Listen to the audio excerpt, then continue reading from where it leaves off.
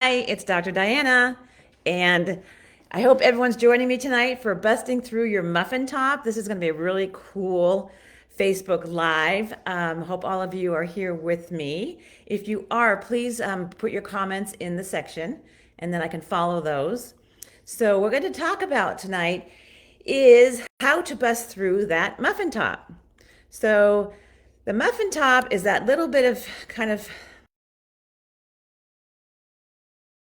abdominal area. And why does that happen? I think I get that question a lot. Why do I have this kind of new deposition of fat in my belly? Well, there's a lot of reasons. First reason is when we go through menopause, we have a redistribution of fat. What does that mean?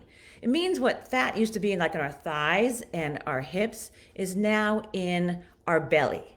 So it shifts so that estrogen kind of moves from the estrogen drop causes the fat to move from the thighs and hips to the lower abdomen. So that's why a lot of times you might say, I never had this before. I've never had a muffin top. I've never had a fat in this area. So it's kind of interesting now that we have this little, let's say, friend that we don't really want to have hanging around us in our lower belly. So part of it is the hormonal changes. Part of it is our basal metabolic rate. That is why we're not burning as many calories. I hear a lot of times women say, well, when I was a teenager, I could just skip a meal and it would be great and I would lose the weight. Well, things have changed since our 10, 20, 30s now. It's basically now we're in our 40s and 50s, and it's not that easy to lose that extra weight, as many of you know. Hello, Ronnie. Glad you joined. Perfect. All of you that want to join, please feel free to sign on in, and I'll introduce you, and we're going to have a fun time. So, what are some of the ways to help get rid of the muffin top? Great question. And I really want to surprise you with some of these tips because many of you may not know about them. The first is about processed foods. When we eat processed foods, our fat in our body actually likes to protect us. And in processed foods, there's a lot of toxins. There's a lot of preservatives, a lot of added colors, a lot of chemicals that we really don't want our body to be exposed to. Well, what our fat cells do is they try to enrobe those toxins, literally, so that it's protected from our body. So you can see how fat's almost like a protective mechanism for us to shield us from some of those toxins. So this is where toxins are really important. So what foods should you avoid? Ronnie asked, what foods should I really avoid because of these toxins? So you want to avoid pretty much the middle of the market. So when you think about the supermarket, you think about the periphery, right? And the periphery has the fresh fruits and vegetables, the lean meats, it has the fresh dairy, it has all the fresh things. In the middle, you have all the frozen things, the preservatives, the stuff like this, the pasta, the crackers, the chips. Those are things you want to avoid. Processed foods such as crackers, chips, pretzels even, they have a lot of salt, and also preservatives. You want to avoid anything processed like when you look at the frozen meals that have a lot of salt in it. And basically, if you look at some of those meals, they have almost 1,000 or 1,200 milligrams of sodium. And that's a lot of salt. And that's like a whole day's worth of salt just in one little portion of those foods. So frozen foods sometimes can have a lot of salt and added preservatives. Now, if you take frozen vegetables, that's a different scenario. And so you really want to find those things that are fresh frozen, that don't have a lot of added salt, don't have a lot of things you don't know the name of. So if it has a name of this long chemical, you probably know that's not a good natural thing.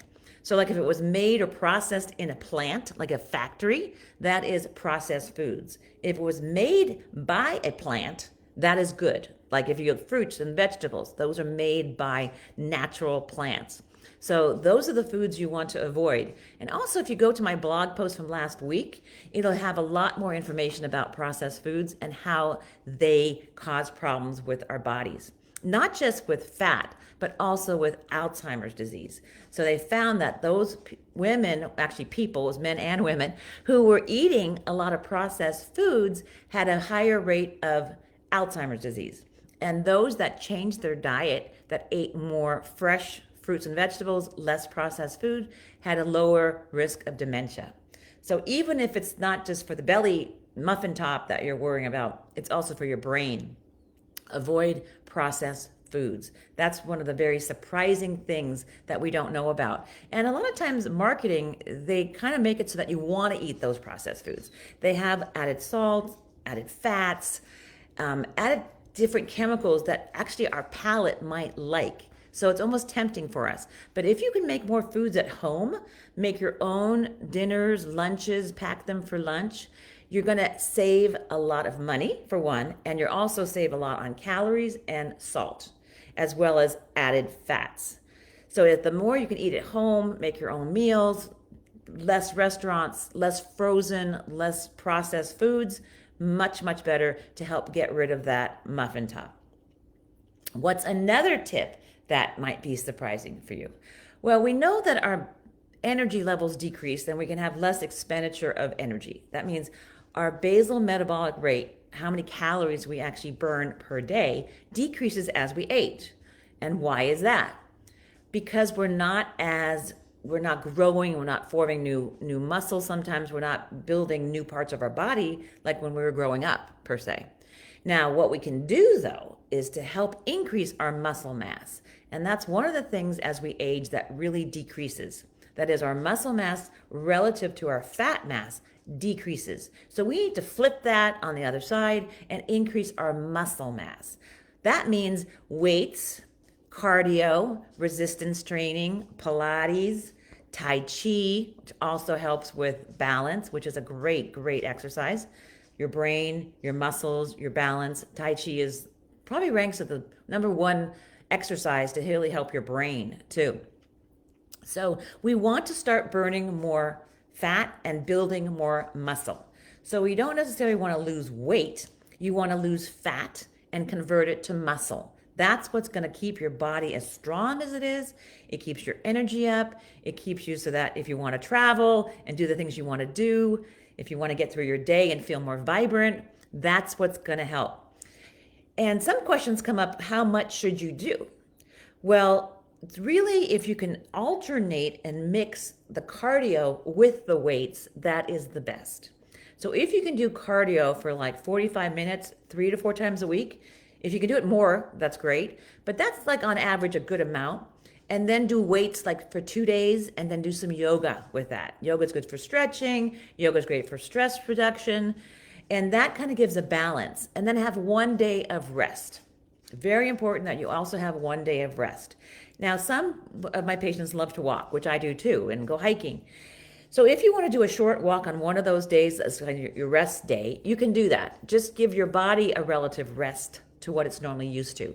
So if you're used to walking 3 to 4 miles, maybe on that rest day, it's like 1 to 2 miles or more flat. Because your body does need some time to kind of just regenerate and just build back what the nutrients are that we need for just basic living. So we really need to have rest in all ways. So that's where sleep also comes in. So sleep is huge. But before I get to sleep, there's a question of what is the best exercise. So as I said, anything that's cardio, you can do walking, you can do HIIT training, you can do hiking, the Peloton if you want to do classes there. You can do, lots of ways. There's so many Zoom things you can do that's on now, on Zoom videos you can do. And then you also want to do that with the weight training. And they have classes about like kettlebells. You can just use so many small weights to do it. So any way that you can build up more muscle, and that's really what you want to do, is build up your arm muscle, your leg muscles, your glutes, and also your core. Your core is really important to help with decreasing back pain and keeping your abdominal muscles tight and strong and keeping that lower back posture really good. Because as we sit on the computer all day, we're kind of crunched over and we're not really holding our chest high and our breath really big. So you really want to hold that posture and keep that during the day. So what I was alluding to was also about sleep. Sleep's really important. And as we go through perimenopause and menopause, sometimes our sleep is interrupted, like hot flashes, night sweats. You're waking up 3 or 4 times a night because you're sweating, and then you can't get back to sleep because now your sheets are all soaked. So this is where, again, the menopause, perimenopause transition throws a little bit of a uh, how would you say, a little equation to make it a little more challenging. So what we can do for that is help with those night sweats and help with the daytime hot flashes. But the night sweats, if we can calm those down, we can actually get better sleep. And better sleep means less cortisol. So I think many of you have followed me on my blog posts about what is cortisol. It's the stress hormone. And that is the hormone that makes our body hold on to fat. So when you think about it, if you're not getting good sleep, your body's not resting, for one. Two, you're also making more cortisol. And what does cortisol do? It actually holds on to fat because it thinks that we're going through a famine. Now, when we have the supermarket right down the street, we can drive to the supermarket. We're not walking, we're not taking our little cart and going to the farmer's market, but we're driving and getting processed foods. So you can kind of see what I'm trying to hint at with regard to fresh fruits and vegetables, farmer's market, walking around the market. All of these things make it so that you have a more healthy life with less risk for that belly top, that muffin top. Because when you're doing those things, you have less stress, you're less cortisol, and less likely that the fat deposition is going to go into that little area. One of the places I love to go to, and I think many of you know, is Italy. And when I go to Italy, I go to the farmers markets. Why? Because they are amazing on the foods they have. They have the fresh tomatoes. They have, oh my God, beans and fruit and apples and oh my God, it's like an array of just rainbow of colors. And that's what we want on our plates when we're eating, a rainbow of colors. We also want fresh fruits and vegetables. So again, go back to that first tip, avoid processed foods. So now we're talking about adding on to that. Let's do some exercise that will help actually get rid of some of the fat and convert it to muscle. Let's get the sleep that our body needs to actually build that muscle. So then after we exercise, we can get rid of the toxins. Literally, our lymphatic system will get rid of those toxins. And our brain also, with sleep, gets rid of toxins, literally in our brain. So that's where sleep gets just not enough credit. You need to get good sleep and a really restful sleep. So if you're having any problems with sleep, please come see me or see a specialist that can help you with hormones, a way to help decrease some of that stress level, because that is what's causing your sleep to get kind of crazy, as well as the hormonal fluctuations and changes with perimenopause and menopause. So let me see. The next question is, I'm looking new comments. If I can't get to it, it's okay. So another tip that's very surprising is hydration. Now, a lot of you may think, oh, I drink plenty of water. I ask my patients, do you drink a lot of water? Oh, yeah, I drink at least a gallon a day. Well, for some of us, that might be enough. For others, that's not enough. In general, we need half of our body weight in ounces of water. So what does that mean? That means if you weigh about 140 pounds, you need about 70 ounces of water. Now, you can get this water through watermelon and fruits and things like that, but I'm talking just basic water with lemon flavored, or you can make it a spritzer, whatever way you want to get that amount of water into your system. That's really important, and about half your body weight in ounces of water. What if you're exercising? What if you're going hiking on a mountain? Well, obviously you need a lot more water than that because you're going to be sweating. You're going to be even expending more water from your system. So that means you need more water. So carry that little bottle of water, maybe a few bottles. Hydrate before you go on the hike. Hydrate after you come back from the hike. And if you're doing really strenuous exercise, you also want electrolytes. So that can be with different powders you can get. But again, you need to replace those if you're really sweating a lot because you're going to be losing sodium and chloride with that sweat. So that's really important. And hydration is something we don't put enough, I think, also attention to, because we think, oh, I bring the water bottle with me, but are you actually drinking from the water bottle? And this is where I think it's funny. We know the things we need to do. We just need to be able to do them, right? Have someone say, be accountable. Make sure you have this much of water per day. And so I have little sheets I give to my patients that say, how many glasses of water did you drink today? How many minutes of exercise did you do? How was your sleep? And things like that are really important. When you put them all into the equation, they actually contribute to the muffin top if you're not doing those. Another somewhat surprising, but I think some of us would really understand this, is stress. So, stress increases cortisol. So, I talked about how if you don't sleep well, you have more cortisol because your body is seeing that as a stress. When we don't get enough sleep, our body's feeling stressed. It's saying, we need X amount of hours per night, but you're only giving me 5 hours. Let's say you need 7 to 8, but you're only getting 5 because of the kids, you're up at night because of the hot flashes or the night sweats, you're having some marital issues, whatever the situation, you're not getting good sleep. Well, that's only making this whole process of trying to convert fat to muscle much, much more difficult. So, how do we reduce stress? It's probably the $1,000,000 question. How can we reduce stress in our lives? This, I will take some comments from those who want to contribute, but I think the real thing is to just sit back, breathe, and just realize you don't have to be Superwoman. You can do the best you can do, and that's good enough. Sometimes perfect is the real enemy of good. So we want to do things well, but we don't have to do it perfectly. So sometimes we get in these kind of AA, AAA kind of personality types that I can get somewhat into that. And we expect it to be perfect, right on time. Everything's got to be, da da da. Well, maybe take those expectations a little lower. And you don't necessarily have to be that precise. We don't have to be exactly like Martha Stewart, although, glad she does what she does, but we do not have to emblemise her. Basically, we don't have to mimic and emulate her. We can be our own selves and still be good enough. The other thing is doing breathing exercises. So even during the day when you're like at a stoplight, rather than listen to the radio and have a lot of distraction, why don't you just turn the radio off and just breathe? Take a deep breath in for like 6 seconds and then out. And if you can do the exhale longer than the inhale, that's supposed to really get calm and get that parasympathetic system involved rather than the sympathetic, which is that fight and flight reaction. So breathing and taking a full breath, and we sometimes call that abdominal breathing, really helps get rid of stress, and that's also getting rid of toxins. So I think with this little Facebook Live, we've covered a lot of surprising things that can really help you lose that muffin top.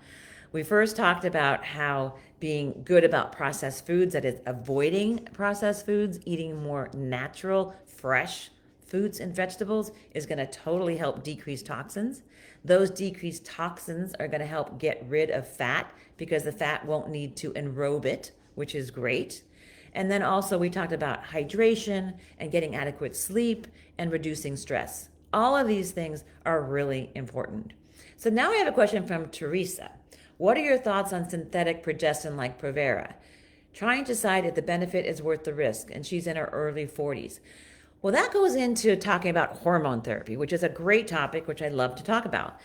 And I've written some blogs about this, also have some great Facebook Lives about hormone therapy. But specifically to your question, Teresa, I don't like synthetic progestins. I really prefer natural progesterone. So that would be progesterone like Prometrium or progesterone you can get through a compounding pharmacy or even through CVS and Walgreens.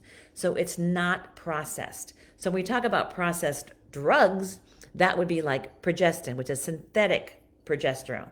So we want natural progesterone. And I do think that's better for the risk of breast reduction, I think for cardiovascular benefit, etc. So I would go on hormone therapy. I am on hormone therapy, and I choose to go with natural bioidentical hormone therapy.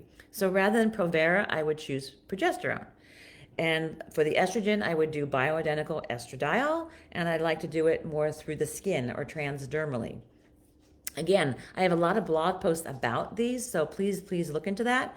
But if you're considering between synthetic, something like Provera, which is manufactured by a pharmaceutical company, which is not natural progesterone, I would shift to the natural progesterone and ask your doctor for progesterone.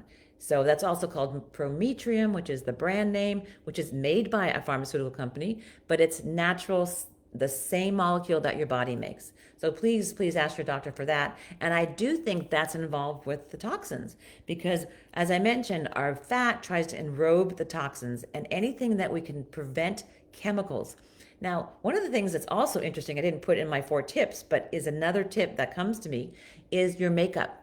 What are you using in your makeup? If your makeup has parabens, a lot of different chemicals, added dyes, red dye number 5 or yellow dye number X. You don't want those dyes. Those are toxins again. So it's really important to look at the toxins in our whole environment, not just the foods that we eat, but what we put on our body, like our shampoo, our soaps, our makeup, our creams. All of those use more natural with less preservatives, which means less parabens, less things like that, because I do think that those are toxins that are going to cause a problem for us in the long run. The other thing is make sure you also try to breathe really good air. So if you're kind of like stuck by an airport, don't be exercising by the airport. Go take a walk in the mountains. Be with nature, because nature is a whole nother level of how you can decrease your stress. So I know Ronnie had asked, what are some things to do for stress reduction? I think going to nature is one of the best things you can do. Why? It's going to calm down your sympathetic and bring out your parasympathetic, which is go from fight or flight to now breathing, calm, being mindful of the trail you're walking on, looking at the plants, looking at the sky, looking at the mountains. All of these are visual sensations that are going to calm your body. And then being in nature also increases endorphins as you're exercising more. So you can see how a simple thing like walking in nature can have so many benefits for our health, not just for fat reduction and getting rid of the muffin top, but also for our brains and our cardiovascular system. So I see if there's any other questions. Thank you, Teresa. Glad you're going to check it out.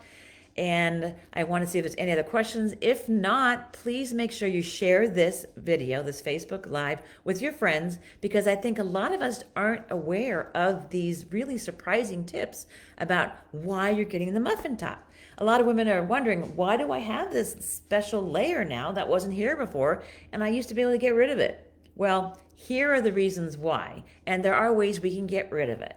Work with someone like me, get on the hormones if you need it, get on a plan of exercise and a certain diet. When I say diet, I mean good meal plan, natural fruits and vegetables, good carbs, good fats, good amount of protein. All of those things are really important to help build muscle and just to keep your body in the best functional way that it can be. So I really hope with that a lot of you got a lot from this Facebook Live. I had a great time. And Linda, thank you. I love my living room. Yes, we're talking about stress reduction. So sometimes I do these videos from my office. Now, my office can be somewhat stressful at times. My home, I really try to make my sanctuary.